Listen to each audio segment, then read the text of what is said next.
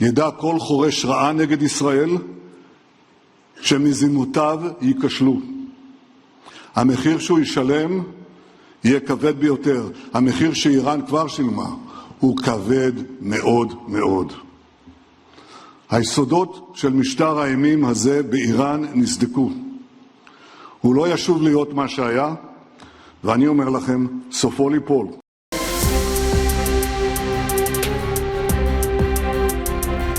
Ratusan koper milik jemaah haji Indonesia mulai dikumpulkan di area pemondokan untuk melewati proses penimbangan awal sebelum diangkut ke bandara. Prosedur ketat langsung diterapkan oleh petugas keamanan penerbangan di lokasi.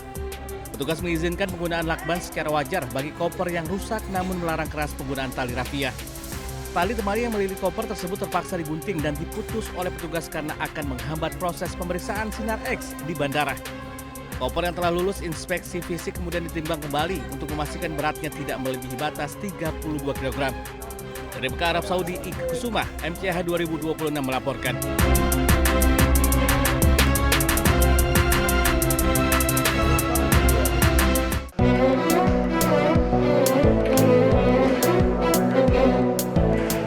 Video amatir merekam proses pembongkaran koper jemaah haji yang terdapat air zam-zam di dalamnya. Petugas penyelenggara ibadah haji PPIH Arab Saudi mengingatkan jemaah haji Indonesia agar mematuhi aturan bagasi saat pemulangan ke tanah air. Salah satu pelanggaran yang masih banyak ditemukan adalah penyimpanan air zam-zam di dalam koper bagasi. Kepala Daerah Kerja Bandara PPIH Arab Saudi mengingatkan jemaah untuk tidak membawa air zam-zam karena akan berpotensi dibongkar kopernya. Jemaah haji akan mendapatkan haknya berupa air zam-zam di tanah air yang telah didistribusikan ke asrama haji di kabupaten kota. Selain air zam-zam, jemaah juga diingatkan untuk tidak membawa barang-barang yang dilarang dalam bagasi maupun kabin, seperti senjata tajam, senjata api, dan powerbank yang disimpan di bagasi. PPIH juga mengingatkan batas barang bawaan yang diperbolehkan maskapai. Setiap jemaah hanya diperkenankan membawa satu koper bagasi dengan berat maksimal 32 kg, satu koper kabin maksimal 7 kg, serta tas paspor.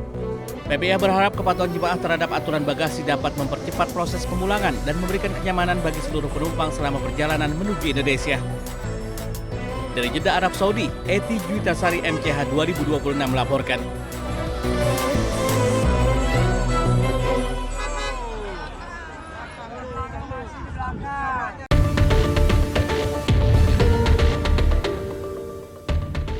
Gerakan Perlawanan Libanon Hizbullah mengumumkan serangkaian operasi militer yang menargetkan pasukan Israel, infrastruktur militer, dan permukiman di Palestina Utara yang diduduki. Pasukan pendudukan Israel tetap tidak mampu mengkonsolidasikan kemenangan meskipun telah berbulan-bulan berperang di Lebanon Selatan. Menurut pernyataan yang dikeluarkan Hizbullah, para pejuang mereka melakukan serangan terhadap konsentrasi pasukan Israel, kendaraan militer, dan pusat komando. Hizbullah juga melancarkan serangan roket dan operasi drone yang menargetkan permukiman dan situs militer di seluruh Palestina Utara yang diduduki. Hizbullah mengatakan para pejuangnya menyergap pasukan Israel yang mencoba maju menuju pinggiran kota Dabin pada Sabtu pagi. Kemudian pada Sabtu malam, Hizbullah menargetkan konsentrasi tentara dan kendaraan militer Israel di daerah Dabin dengan tembakan artileri dan serangan roket. Serangan tersebut merusak 2 tank Merkava dan memaksa pasukan yang menjadi sasaran untuk mundur. Hizbullah juga mengumumkan serangan roket yang menargetkan infrastruktur militer di Naharia dan kota Safat yang diduduki. Gerakan tersebut juga melaporkan menargetkan markas komando militer Israel di Naqoura dan Barak Yara dengan sejumlah besar drone serang. Serangan roket tambahan diluncurkan ke arah Kiryat Shmona dan infrastruktur militer di Karmiel. Hizbullah menimbulkan kerugian besar pada pasukan pendudukan Israel termasuk unit-unit elit dari Divisi ke-36 dan Brigade Golani.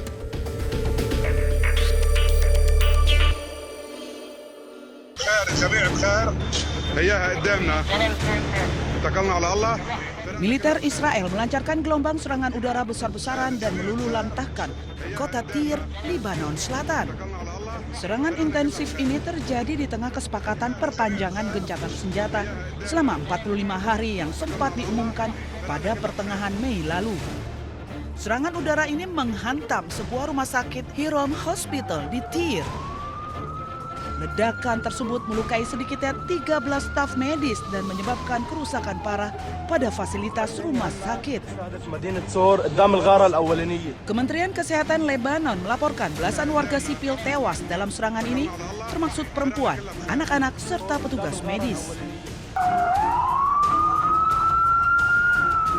Militer Israel (IDF) mengeluarkan perintah pengusiran paksa bagi penduduk lokal agar segera mengosongkan kota dan bergerak ke utara Sungai Zahrani. Dilaporkan hampir 80% warga Tire kini telah mengungsi meninggalkan rumah mereka yang berubah menjadi puing-puing. Serangan di Tir ini beriringan dengan operasi darat militer terbesar Israel sejak pecah perang Libanon-Israel. Eskalasi berdarah di Tir dan Libanon Selatan ini memicu kecaman keras dari dunia internasional karena dinilai melanggar hukum kemanusiaan internasional terkait perlindungan fasilitas medis dan warga sipil.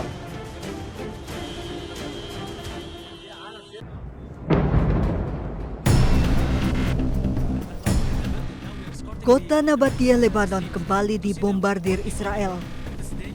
Di tengah gempuran dan kondisi gawat darurat, para medis dan relawan berusaha mengevakuasi warga yang menjadi korban serangan. Di bawah tekanan dan ketakutan akan serangan terhadap para medis, mereka melakukan upaya penyelamatan namun juga harus menghadapi ancaman keselamatan terhadap nyawa mereka. Para medis di Lebanon berulang kali menjadi target serangan Israel saat melakukan upaya penyelamatan. Rumah sakit yang beroperasi di Nabatiyah hanya tersisa sedikit juga menjadi target serangan.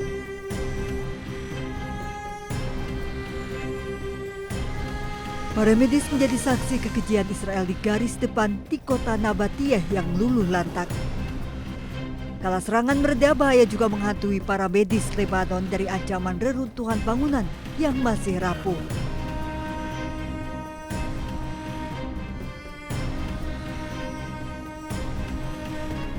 Pasca serangan Israel ke Nabatiyah, evakuasi korban luka dan meninggal menuju ke fasilitas medis juga menghadapi ancaman serangan Israel yang kerap menargetkan mobil ambulans. Kota Nabatiyah yang luluh lantak merupakan kota tua bersejarah peninggalan era Ottoman yang berusia lebih dari 5 abad.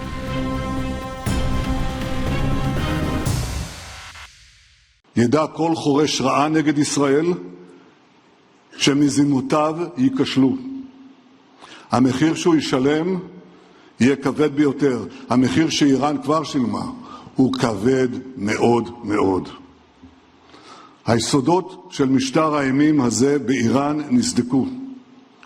הוא לא ישוב להיות מה שהיה, ואני אומר לכם, סופו ליפול.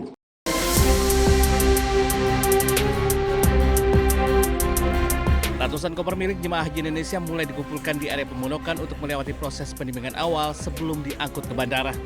Prosedur ketat langsung diterapkan oleh petugas keamanan penerbangan di lokasi.